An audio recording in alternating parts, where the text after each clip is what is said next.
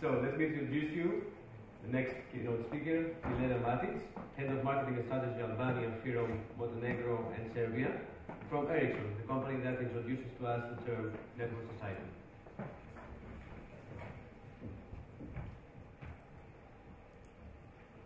So good afternoon. I'm glad to be here today and share with you how in Ericsson we see the network society and positive impact of ICT to many industries. May I ask you to start my presentation? Mr. Vangelis, may I ask you to start the presentation?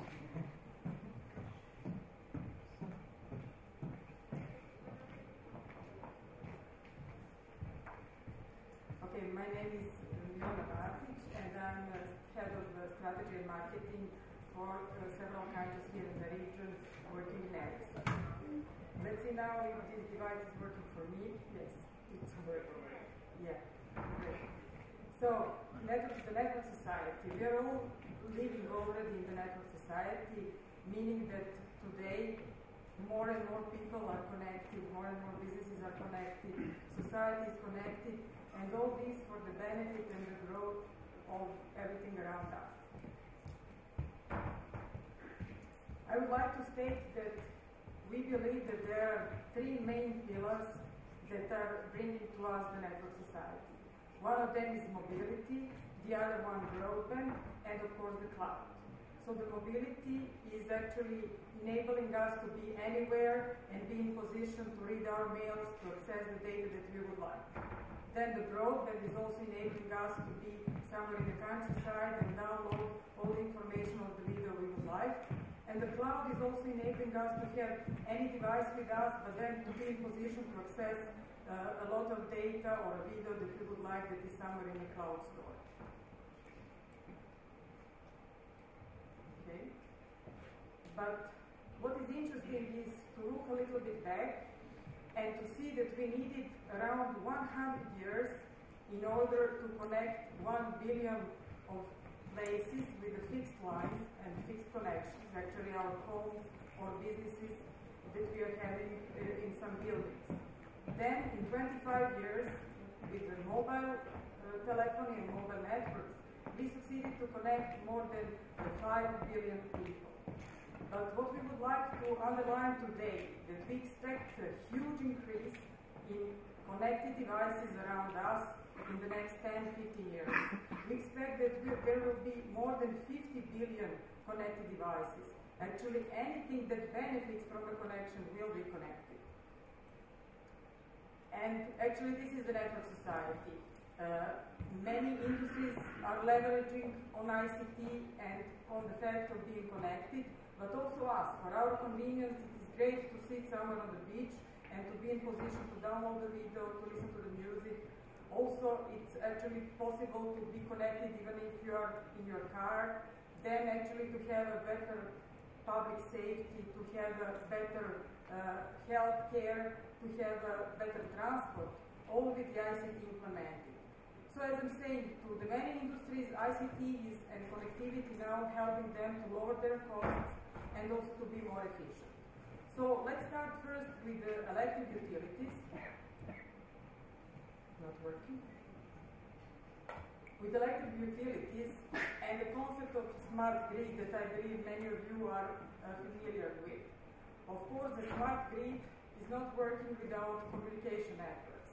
And the smart grid is actually enabling now in the situation, enabling actually the balance between the production of the energy and the production also from the new renewable resources that are popping up in many electricity networks today, and also to actually balance this production with the consumption of many users that will come and also new users like electric cars and the new consumptions that will be all around us.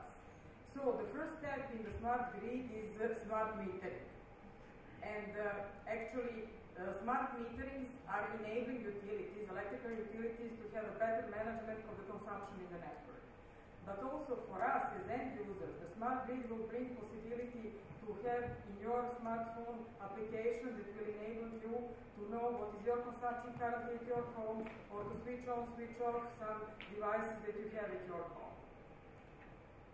So this is actually something that we would like to avoid with the smart grid. So to have more reliable networks, to actually have answer to the peak demand, and to have more stable systems. In Ericsson, we are already for years in smart meterings and smart utility, smart grid concept. We are actually having solutions that we actually are partnering with many utilities around the world, like big names like E.ON, like Endesa, Enel, and so on. And we are even providing managed services to the utilities to which we are having a smart metering project developed, like Acea in Italy and many other companies around. Then we are also moving a step ahead in intelligent public lighting, and of course smart grid communication and renewable energy sources in many smart city concepts and smart city installations around the world, like the one in Sweden, in Stockholm, called Royal Seaport. Then in the transport industry, the connected vehicles, connected cars are something that is happening around us. We have developed this solution called Connected Vehicle Cloud that is now creating completely new market space around us. So the driver or the vehicle can be connected with many stakeholders in this industry, with the support center, repair shop, insurance company, media agency also, or content provider to download different entertainments in your car. And we are really proud to say that we are partnering with Volvo Car in the Connected Vehicle Cloud solution. We have actually implemented already Connected Vehicle Cloud as a service, and we provided this solution to Volvo Car.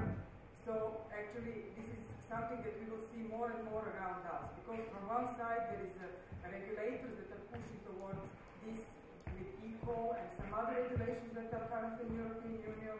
On the other side, people for their convenience would like to download the latest map somewhere that they are traveling, or to be in position to download music or video, of course, those that are not driving. Then we are also having solutions that are making our buses or connections in the city smarter. So we are installing here in the region many solutions with our partners that are actually connecting the buses, connecting trucks, and actually enabling also citizens to have a better convenience in the city, to see on their mobile phones when the bus is coming, and to have more information about the transport in the city. Then, if we move into the health industry, and particularly health solutions, we are proud also to have a remote patient monitoring solution that is actually enabling patients and doctors to be connected over a mobile network. So this is enabling also hospitals to reduce the cost, because they can send their patients earlier home, but also people that are having some chronic diseases to be in connection with their doctor wherever they are. So actually what this is, there are different patient units that are measuring some vital parameters, like blood pressure or ECG, how your heart is working, and so on. And then this information is transferred by Bluetooth to some tablet devices, and then over a mobile network to the backend system. So doctor or somebody that has the authorization can log in and check your results. You can be in contact with your doctor whenever you are and whenever your doctor is. And on the other side, we are also developing this video communication between doctor and the patient. And we are also proud to already have implemented this solution, with AT&T. Many of you probably know that AT&T is very active in this world of connected devices. They are having more than 14 million connected devices in their network. So this remote patient monitoring is actually a solution that we provided to AT&T, actually our service enablement platform that is enabling AT&T to be healthcare service provider to their customers.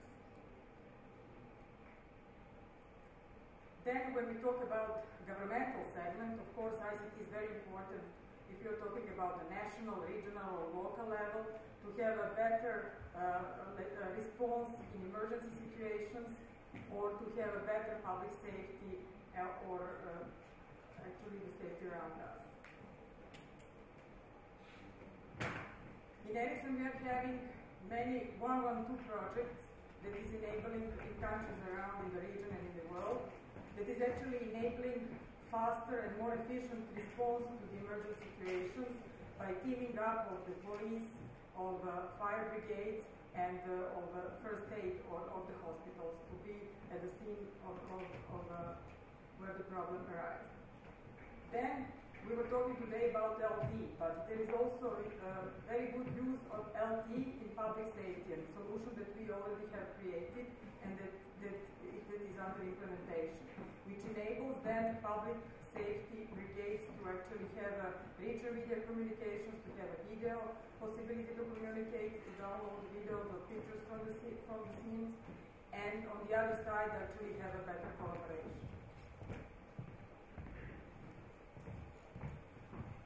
If we look into the perspective of our cities, so what we can see that there is an accelerating growth in the cities around us. So there is more than 7,000 people becoming citizens every hour in the world, worldwide. And actually today 50% of the population already lives in the cities. By 2050 we believe that more than 70% of the population will live in the cities. So this is creating a huge challenge to those that are planning and organizing the cities. So implementation of ICT in order to have a better organization, more efficient cities, and more convenient life and work in the cities is something that is a must. We have done this study that is actually showing correlation between ICT maturity and triple bottom line, which is actually what is the positive impact of the ICT infrastructure and implementation of ICT infrastructure to the economy, to the society, to the environmental things in the cities.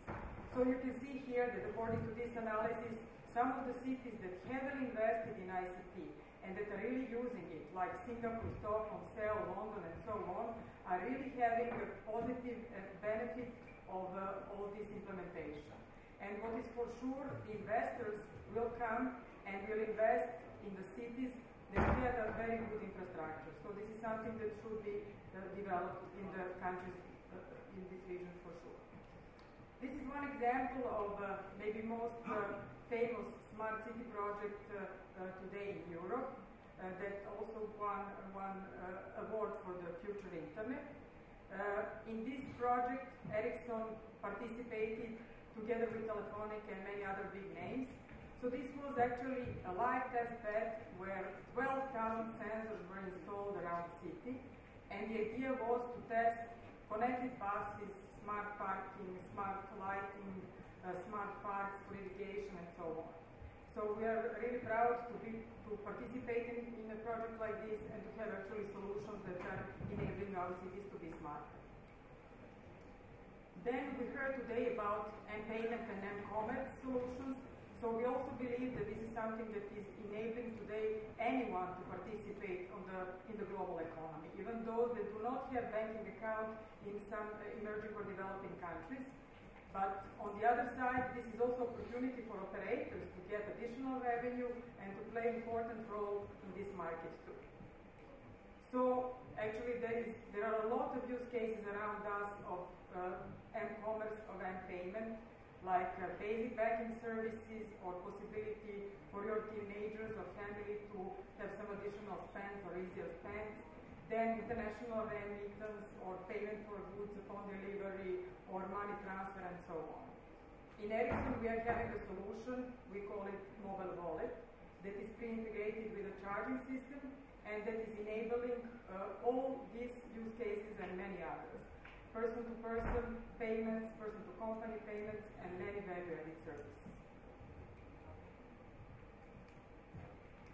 And to finish with television and TV and media that is becoming more and more important, we actually in Ericsson this is something that is according to our analysis, that in 2019, in 6 years from now, 50% of all the traffic in the network, the mobile networks, will be video and media. And there is more and more people that are using video media on their different devices. We're talking about digital terrestrial television. Here in Albania, you are very advanced. You already have digital television, digital terrestrial television in place. And it is very important. This morning we heard that there is a plan to finalize analog to digital switchover. And what is really good is that the spectrum that will be freed up with the analog to digital switchover will be used for mobile broadband. This is something that we believe is very important because, as I said at the beginning, this is one of the 3 pillars that we believe is helping network society to develop. So thank you very much.